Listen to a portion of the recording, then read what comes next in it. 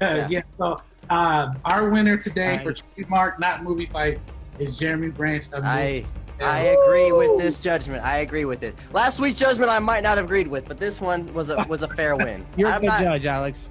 Yeah, it was a very good judgment on this one. I'm not sure about the last week one, but this one he won. He deserved that win. You killed me, brother. Good job, man.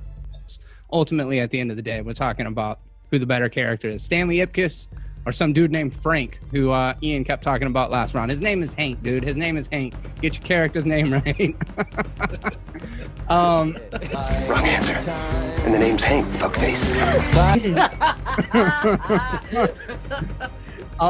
The thing is, I agree with a lot of what Ian is saying. I 100% do. He is. Give him a fucking point for that. That was hilarious. Yeah. I fucked the name up. Holy shit. Yeah, I still stand by all my points, but man, he hit me with that. I can't argue. But by the way, let's go to the tape and watch Ian fuck up this name.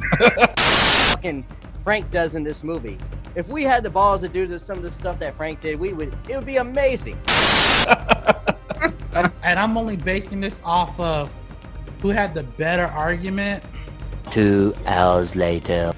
Oh man, I'm sorry, but the better argument, and I have it right in front of me. The better argument by like a hairline margin, a very thin margin. I have to give that one to Ian. Oh, I mean, Jeremy, in your face! Comment section. Let us know. Hey, Jeremy did a good job promoting this movie. I kind of want to see it now, though. Yeah. I haven't seen it in a while, but Damn, I have to say this, but I tend to agree with Jeremy a little bit more than I do with Ian.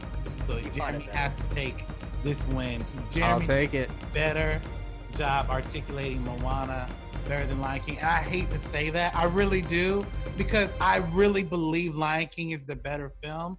But when you break everything down, I'm like, wow. Like, and by the way, it's a hairline.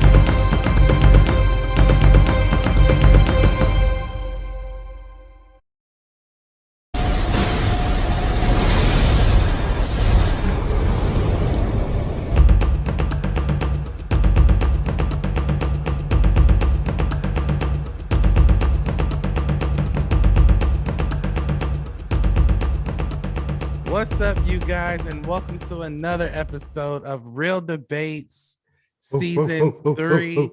Yo, this has been an amazing, fun, funny series, and today we have a very, very controversial and dope debate for you guys. Today we have Inception versus, the topic for today's show is what is the best Christopher Nolan movie, and repping Inception will be Ian Elliott Carter from the Controversy, and Jeremy has chosen Tenet, representing Movies Are Terrible. Before we jump into this is the first time we've collaborated in the new year. So how are you guys doing?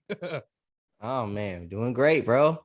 2020 part 3, dude. What can I say? Things are just killing it in the world, Alex. I'm glad to be here, man. Yeah, I'm hoping the 2020 series is more of a trilogy instead of like, a Fast and Furious franchise. Yeah, for sure on that. Shit needs to end. Oh yes. Oh God. I hope it is. Man, not even a trilogy, just a sequel. Like, let's leave it. Well, yeah, technically 2022 would be a trilogy. So Yep. Yeah, just getting this done and over with. But yeah, I'm so super excited to get into this. Like I said, the topic for today's show would be what is the best Christopher Nolan movie. Now, when we were off camera, I did tell Jeremy that since he chose Tenet, I wouldn't say it's the lackluster films, but at the same time, I believe he has a long road ahead of him. So I can't wait to see what his debate strategy is going to be for this particular match. Now, if this is your very first time ever watching this episode, here are the rules. Each competitor has 2 minutes per round. There are 3 rounds. The first round is the introduction round where they introduce their movie. Second round is the battle round, and the third round is the final statements. Now, if both competitors do really well in all the rounds where I feel like they're evenly matched, we have a very fun round called Sun and Death. And fun fact, we have not gone into Sun and Death in season 3. So I can't wait to see what this match is going to turn into. Now that we've gotten the rules out of the way, I'm gonna let the competitors choose between a number between 1 and 10. Since I had Looks Jeremy funny when you don't know there's a dog right here. Actually, we're going to choose between 1 and 20. And we had Jeremy on the last episode. So Ian, pick a number between 1 and 20. 9. Okay. Jeremy, your turn. That is a good number. I like the number 9. I'm gonna go with 16. Okay, so the number was 14. So mathematically speaking, I think Ian would be closer. I'm kidding. I was like, no. All right, thank you. You got me. Jeremy would be closer. I had Jeremy, to would do you math like to in my go? head for a second too. Shit. Jeremy, would you like to go first or second? I think I'm gonna go first on this one. You're gonna go first. All right. Selfish son of a bitch. Okay. I don't have a good counter argument. I got a good starter. We'll see how this goes. I'm feeling Okay. confident. I actually can't wait. Now, I would like to say before we get started, my bias is going to be strictly aside. I've seen both movies. I do like both of the movies, one more than the other, but at the same time, I'm going to be judging based off the argument. Now, Jeremy, your 2 minutes for your introduction round starts now. You know, I just now referenced the fact that we're 3 years into this pandemic, but there was a moment in time about halfway through this thing where we thought that we were on the horizon of getting back to normalcy, right? And Tenet was kind of that movie that they thought was going to bring everyone back to the theater. Well, I went and saw it in IMAX, and I got to say, I thought it was fantastic. Well, it seems bold. Bold, I'm fine with. I thought you were going to say nuts. The word tenet means a principle or a belief, which suggests that the protagonist of the story has to simply believe in what he's doing without all of the full facts. And that's the conceit of the movie, and why, as a viewer, we're asked to do the same, right? Like, we follow this journey along without having the whole picture, and you just kind of are along for the ride because Christopher Nolan is such a technical, great filmmaker. It's the best because it's everything you love about Christopher Nolan, but it has this core friendship between the two lead characters that kind of separates it from most of the other Christopher Nolan movies, which are very cerebral, but oftentimes lack emotion. But our relationship between John David Washington and Robert Pattinson is kind of the core of the movie. And to watch that kind of develop over the film is something that draws you in as a viewer. You want to crash a plane, but not from the air. Not so dramatic. I would have run a jet off the taxiway, breach the rear wall, and start a fire. Like Inception, it's layered and it works both literally and metaphorically, but a few of the elements like truly make it special. And that's the award-winning special effects, especially the scene at the Norwegian airport with the 747, Ludwig Göransson's distinctive score, a new twist on time travel that we've never seen before that's known as inversion. And it's a Christopher Nolan directed 007 movie that's kind of like the first black lead 007 movie that everybody's kind of talking about getting Idris Elba in as the replacement. But this was kind of a cool take on that. And while Inception does have some great action sequences, Tenet's the one that's like this sci-fi action epic.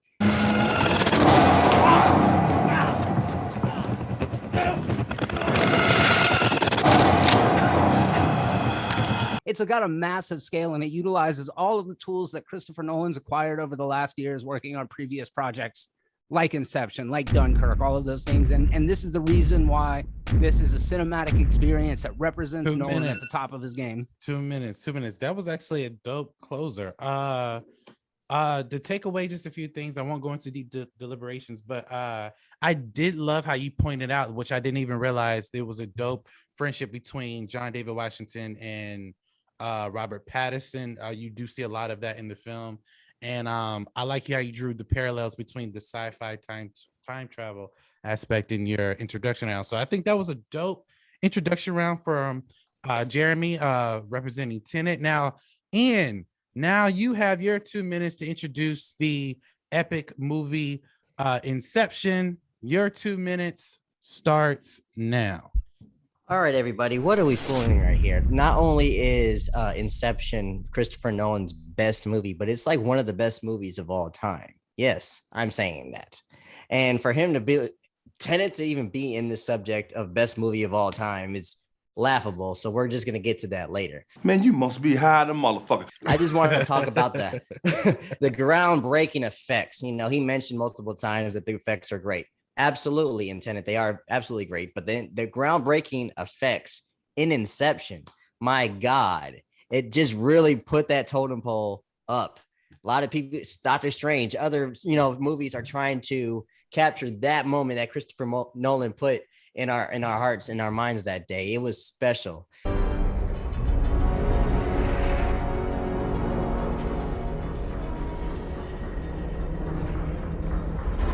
And the cliffhanger ending, oh my God, we're still debating this to this day. We don't nothing to debate about Tenet except it sucks, but we'll talk about that later.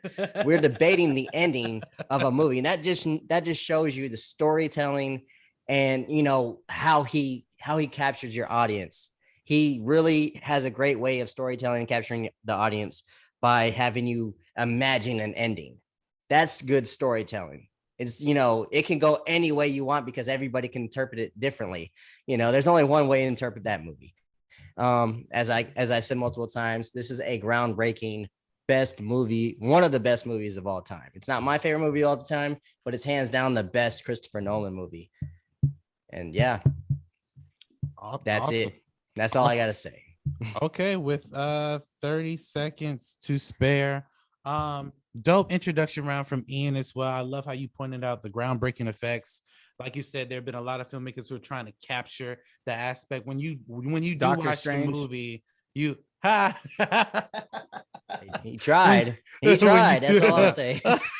When you do watch the movie, though, it does like capture you in the beginning, and also like how you talked about the cliffhanger. Yes, it's one of the most debated things in movie history, and I believe that movie came out in like 2012 or somewhere around there. So it was a pretty decent introduction round. Now we're about to go into the battle round, my favorite round in this juncture of real debates. Now, normally we would go since Jeremy went first, we would start with Ian, and that's how we're going to go this round. So we're going to have Ian go first in the battle round.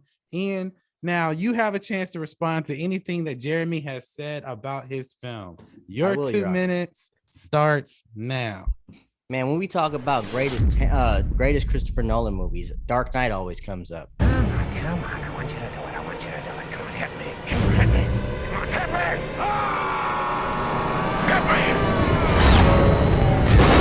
I thought my smart friend would come up with that one.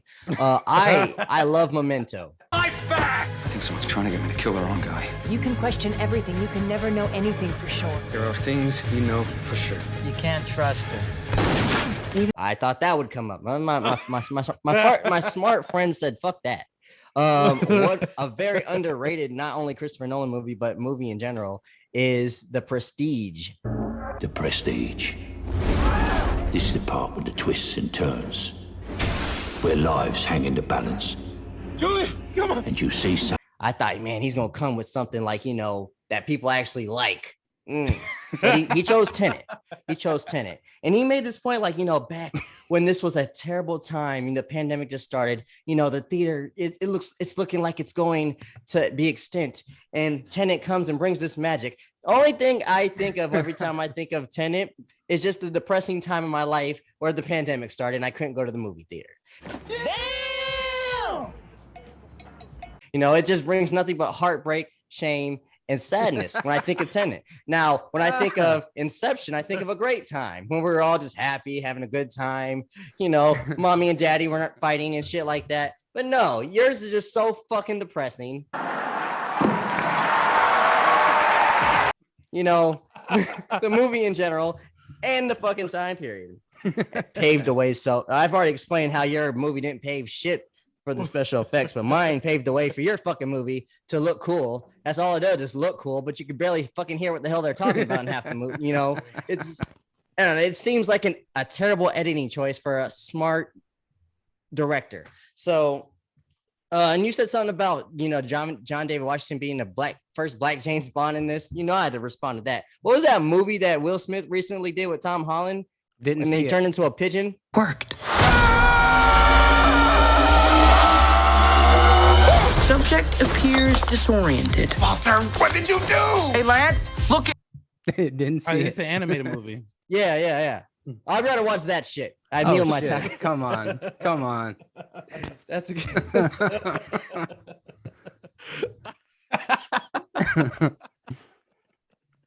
Okay, you have I'll take 5 it. seconds. 4, 3. Oh yeah. Fuck Tenet. I don't.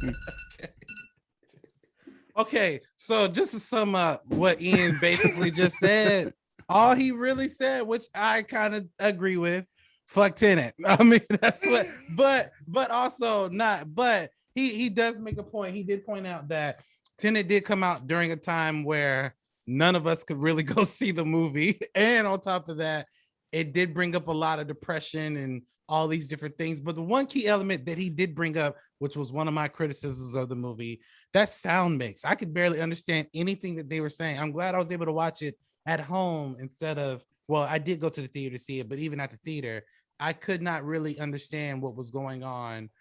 Thank God for subtitles. But now, Yes. Ian, I'm not Ian, I'm sorry. Terrible Jeremy. editing choices. That was my point. Jeremy, you now have the opportunity to respond to Ian. Now, Ian gave his perfect articulated response.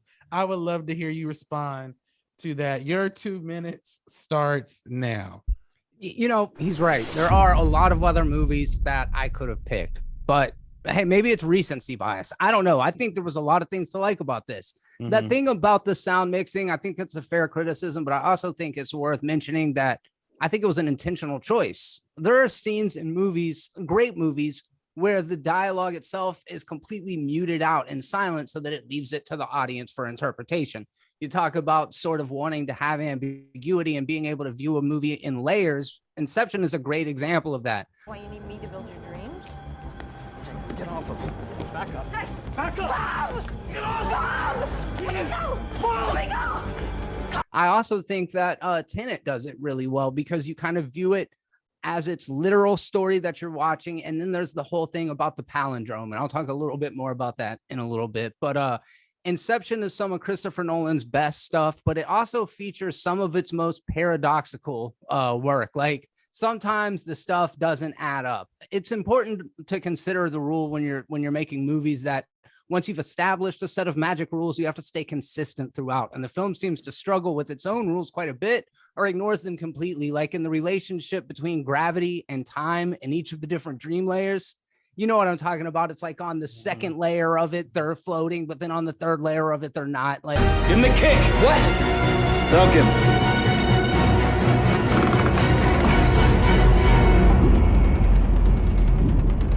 Like, I don't remember the specifics of it, but it seems strange that gravity would be only wonky on the second layer and not affect the third. The concept of dreams versus reality is explored in interesting ways in this movie, specifically in regards to Cobb's relationship with his wife. But many of the antagonists and complications in Inception are also like, you know, faceless and unclear. It's true that our mind and ideas can be our worst enemy, but most of Inception seems to suffer from the same pitfalls as many of the Marvel movies, and that is that there are hordes of faceless enemies. I could go on with little nitpicks, but my biggest issue with Inception is that the dreams are boring. Not like dreams at all, really. Like they're basically like real life. Dreams themselves don't have rules. There's no direct route to arrive at a destination. You can just be there. In a dream, you may be jumping on a trampoline you had as a kid, and then you're an adult. 2 minutes. Wow, that was actually a dope response. One of my favorite points that you said towards the end is that the dreams in the movie, yeah, they were boring. Even when they said you have to dream big, and then he dreams up a grenade launcher. I'm like, I mean, don't get me wrong, that scene was pretty cool, but the aspect of diving into your dreams, He's just mad nobody had a wet dream. Let's move on. Okay, he wanted to see titties, he wanted to see butts and all that. Nobody had wet dreams. One guy wet his pants. I did. But we'll dive deeper into my my deliberations towards the end. But I also did like what he did say, that the concept of the antagonists of this particular film, they're essentially faceless enemies, one of the pitfalls, which it kind of does make sense towards a movie of that stature. But great battle round for both competitors. I love where this is going. Just to give you guys a heads up, I have not come down on one side or the other. It's kind of somewhat neck and neck, but I can't wait till we get into the final round. Now, in the final round, these guys will have the opportunity to wrap their films up. They have 2 minutes per round. We had Ian starting the battle round. Now we're going to have Jeremy give his final statements for the final round. Jeremy, now this is the time where you can wrap things up. You can give us a cohesive bow, if you will, to this film, and also continue tackling Ian's film if you choose. Your 2 minutes starts now. So this movie alludes to and utilizes this satyr square that was seen all the way back in like ancient Rome, these ancient civilizations, and it's a palindrome word square, which means that it reads the same forward as it does backwards. It was found in the ruins of Pompeii. Tenet is, like I said, spelled the same forward and backwards, and it is like this weird word puzzle. And all of the words that are found in this palindrome, like satyr, Rhodas, opera, arepo, they all are represented by either a character or a place in the movie. Does this make it a great film? No, but the reason why I say this is that it adds an entirely different layer to the film. Some people speculate that Inception is about a filmmaker and that Leonardo DiCaprio is the director, but there is more going on in this movie than just the surface layer thing, and that's kind of my point in saying that.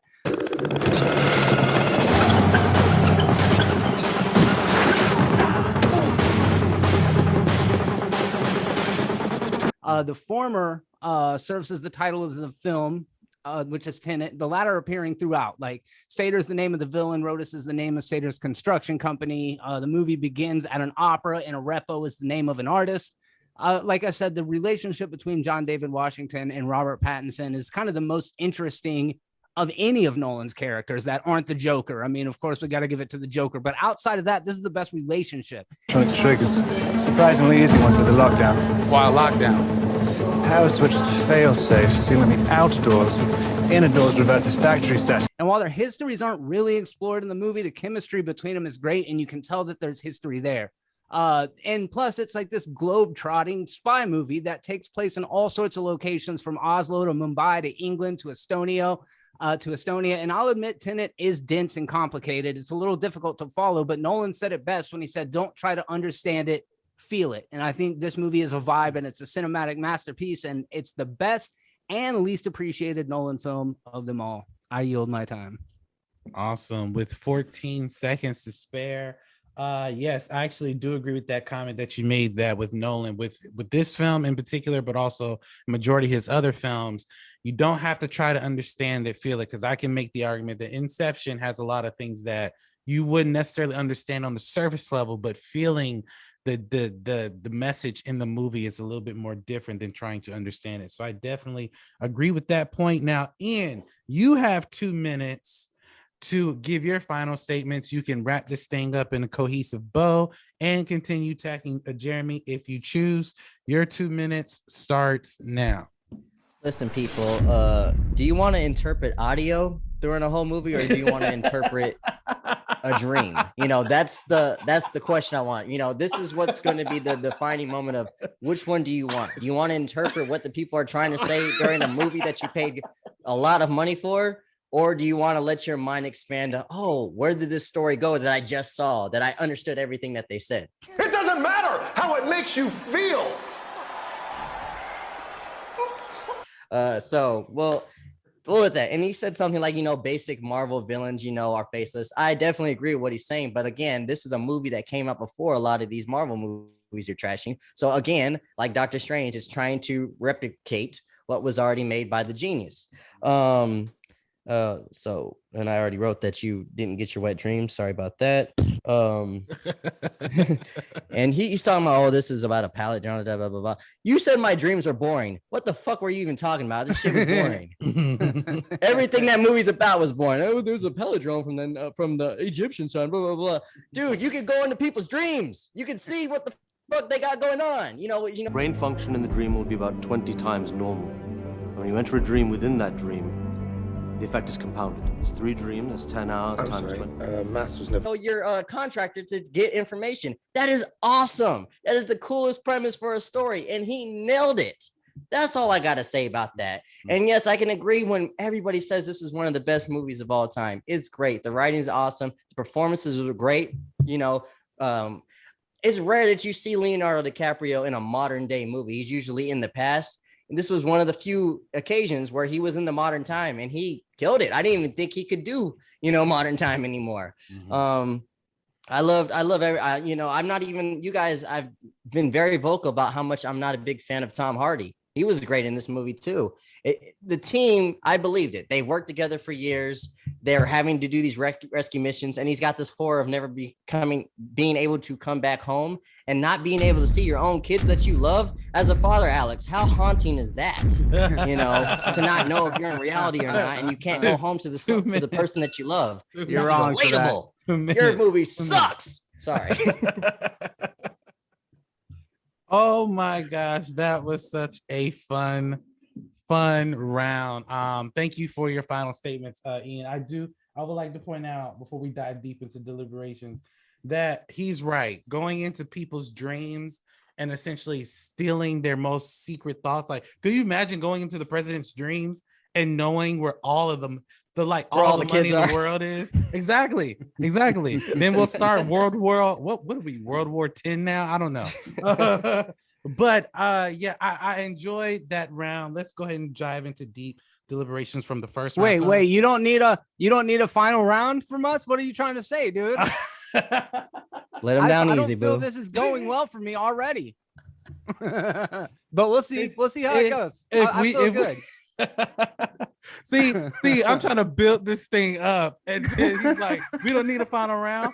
Maybe not." All right. My bad. About to find out. So the notes that I put down from the first round, starting with Jeremy. Jeremy pointed out one of the best things about Tenet that I did enjoy after everything was the relationship between John David Washington and Robert Pattinson. Although we don't get enough explanation of why they are so close or how they come together, that is what kept me focused on the screen, just the different things that they had going on. Also, it's a sci-fi action epic. It's not necessary. You can't literally put it in one category because it's its own category. And they're using the time travel aspect called inversion in a very different way that we've never seen before, especially certain scenes where John David Washington walks in and he sees bullet holes through that plexiglass, and they were like, how did this happen? It's like, it hasn't happened yet. And I enjoy certain scenes like that. So I did appreciate his first round. He also said that the special effects in this movie are very, very layered in terms of how they pull off certain things, especially that beginning scene, that orchestra scene. Oh my God. Probably one of the best scenes of that film. Now let's go ahead and jump into Ian's introduction. Ian is right. He started off by saying that this movie is the best movie of all. He believes is the best movie of all time. And he also started off saying that this had groundbreaking visual effects. This was the first time, I believe, in around that time, around 2012, 2013, somewhere around there, where we saw camera movements and special effects done in a certain way where it felt cohesive, regardless of what the story was. It was like a special effects orgy, if you will. It's like the Matrix was right here, and then when Inception came, boom. Boom. It was it was right here under the Matrix. Nah, I'm playing.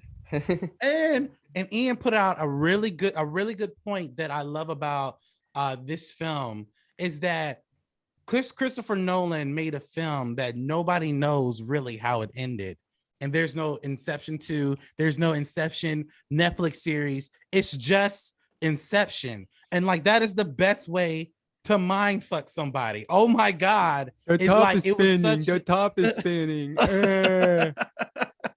I mean, in comparison to Tenet, we all know how that ended versus Inception. Now, if I were to compare notes, I will say Jeremy gave us a little bit more background for Tenet and gave us a little bit more explanation, and did spend a lot of time talking about the special effects, but not necessarily the deepness in the movie. So I would have to give the first round to Jeremy. But when we get into the battle round, even though Jeremy spent a lot of time talking about his film, which was good, he did put out some good points about how Inception's essentially they're facing a faceless enemy that we don't necessarily know who it is or what the objectives they're trying to achieve. And on top of that, it is kind of somewhat boring in terms of hopping into certain people's dreams, not everyone's dreams, but certain people's dreams, and certain things in that movie don't make any sense with time, gravity, things of that nature. However, Ian made a very, very compelling point in the battle round where he said, I couldn't really understand what was going on in the movie because I couldn't hear anything. I mean, the sound mix in the movie is what really hurt Tenet, which I tend to agree with, because at the end of the day, having those scenes between Robert Pattinson and David John Washington are the best. However, the action scenes and the explosions and the gunplay and all the other stuff, if it sounded like a game of Mario Kart, like it just didn't like mix well. Also, I did agree with the point where Ian said fuck Tenet. Yes, I mean it was funny.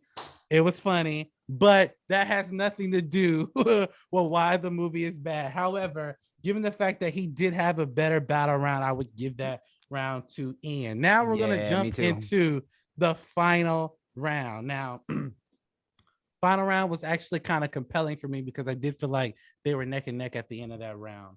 However, I do have to point out, Jeremy pointed out a good point when he said, hold on, I just saw it. Okay, so Tenet is essentially an eternal, an eternal choice or eternal place where Tenet spelled backwards is the same versus these different characters or different symbols in the movie. It's basically trying to play upon certain words or certain characters. I also like the fact that he said that it's not a movie that you should understand. I can make the argument that aside from the Batman movies, none of the Christopher Nolan's movies essentially are movies you have to like logically think. Even Dunkirk, I mean, yes, it's World War II, quote unquote, but there's certain things that happen in that movie that don't necessarily make any sense. However, I agree with him. Those are movies you can't really understand. You have to feel. And with Tenet, there were some great scenes in that movie that you felt the gravitas to them. However, I love what Ian said about Inception when he said, when you're jumping into people's dreams and you're still, it's like you're pulling off a heist in someone's mind. Like when you think about it, like that's like the most gangster shit you could ever do. Like, and on top of that, he was right in the third round. Christopher Nolan established something that many people, including himself, replicated over and over and over. And then when you do get to Tenet, it does magnify it in terms of the special effects and the storytelling. However, I think Inception played a good part in establishing what we see in future films. Also, Ian did bring up that the performances amongst the cast with Leo's character, Tom Hardy's character, and what's the guy? What was Leo's partner's name? The actor. I forget his name. Page Elliott or is it Page? Yeah. No, Elliot the guy Page. he was in Elliot Dark Page. Knight as well. Killian Murphy's the guy that they go into his dreams, Yeah. right? Yeah, yes, that's it. I think you're talking about the Scarecrow guy, right? I forgot his name. Yes. That character. Yes, the cast in that movie and how Ian brought up how they worked together as a team, it was right because it kept me constantly engaged. Leo doing what he can, and Ian brought it up, the father aspect of doing this so he can get back to his lovely wife and kids. I would like to point out, yes, that is the total pull for most movies, not just Christopher Nolan movies, but that is what kept us engaged because Leo wouldn't be doing any of this shit if it wasn't for his family. Now, saying all that, Jeremy said, is there not going to be another round? Now, given though we have 5 minutes left in the Zoom chat, I would have to say the third round would have to go to, it's a tie. Yes, there is going to be a sudden death match. Surprise. Yes, you thought you was going to lose. I can't decide. Okay? I really can't decide. I don't know if I have any more fight me. Shit. We're gonna send one more Zoom match, and then we're going to see who's going to win in sudden death. Now, if you guys are joining us yet again, we are now in sudden death. This is the first time this has happened in season 3, and I cannot wait to get into it. Now, if you guys don't know the rules of sudden death, I cannot decide because I do feel like they're both evenly matched. I do feel like Ian has proposed a really good strategy about a good debate about Inception, and I feel that same way about Jeremy, just based upon my notes. However, I will say this: in sudden death, instead of 2 minutes, they have 1 minute to give their final statements about their films. Now, they can say whatever in that 1 minute, as long as it's compelling to their actual argument. It could sway me either way, but I do feel like they're evenly match. So I'm going to pull up my timer. And last time we had Jeremy go first in the final round. Now, Ian, this is your sudden death match. Again, you can say whatever you want to say to wrap up with what you feel Inception is, or you can continue attacking. Your 1 minute starts now. All right. So reminder, we're talking about Inception with a 87% on tomato meter and audience 91%. Oh my God. Versus Tenet with a 69% on tomato meters and 76 on the audience. Now, I'll say many times, Rotten Tomato doesn't matter, but the audience does. Don't insult your audience, Jeremy. So I also like to say, props to Jeremy for trying. And oh, you're really gonna spend your minute doing this? Yes. Awesome for trying. And yeah, you guys made this point that movies make you feel, man. And Inception has proven that almost over a decade, we are still feeling it. We're feeling Tenet, but it's not the same feeling.